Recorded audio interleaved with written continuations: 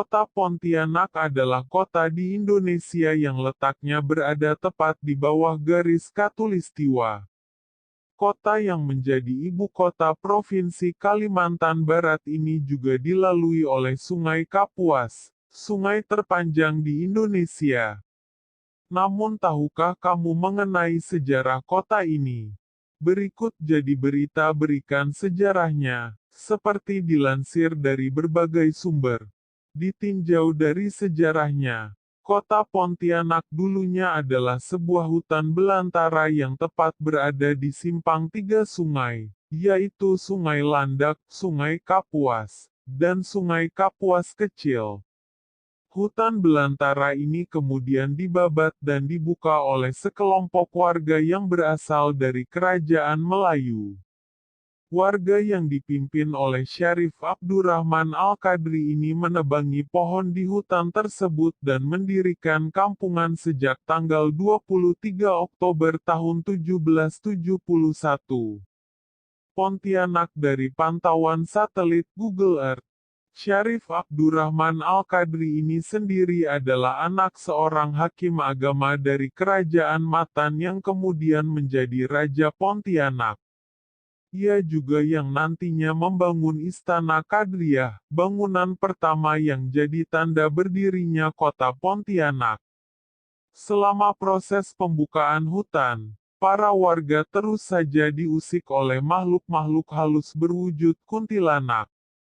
Terutama saat malam tiba, ketika para warga tengah beristirahat, suara-suara ngeri wanita tertawa dari tengah hutan selalu saja menghantui. Tak jarang bahkan sosok astral itu menampakkan wujudnya di seberang sungai.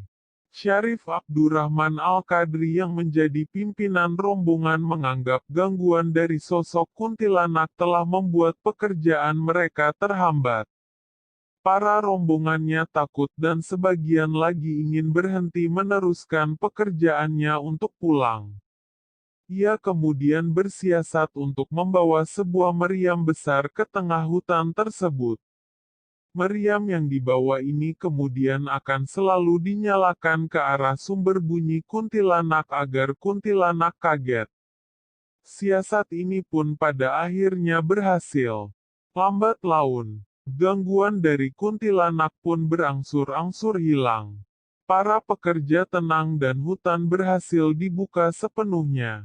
Syarif Abdurrahman Al-Qadri yang kemudian diangkat menjadi sultan bagi kerajaan baru di tengah hutan itu kemudian memberikan nama Pontianak pada daerah kekuasaannya untuk mengabadikan peristiwa gangguan sosok kuntilanak, yang disebut Pontianak untuk warga lokal, yang terjadi saat proses pembukaan hutan. Seiring zaman, kota Pontianak juga berubah dengan sangat pesat. Hutan belantara yang berada di delta sungai itu kini tumbuh menjadi kota maju. Berbagai gedung dibangun dan roda ekonomi yang terus berputar cepat di kota ini membuat banyak orang datang dan menetap di sana. Adapun secara umum, berdasarkan suku bangsanya kini Pontianak telah dihuni oleh beberapa etnis seperti etnis Tionghoa, 31,2%, ras Melayu, 26,1%, suku Bugis, 13,1%, suku Jawa, 11,7%, suku Madura, 6,4%, dan suku Dayak. Kalau kamu sedang berkunjung ke Pontianak, kamu bisa melihat kisah ini saat mengunjungi Istana Kadriah yang terletak di tengah kota. Tak hanya itu, foto-foto sejarah kota dan istana ini juga bisa ditemui di sini. Meriam juga jadi salah satu ciri khas dari kota ini. Namanya meriam karbit. Dibuatnya dari mesiu dan air yang kemudian dipicu percikan api.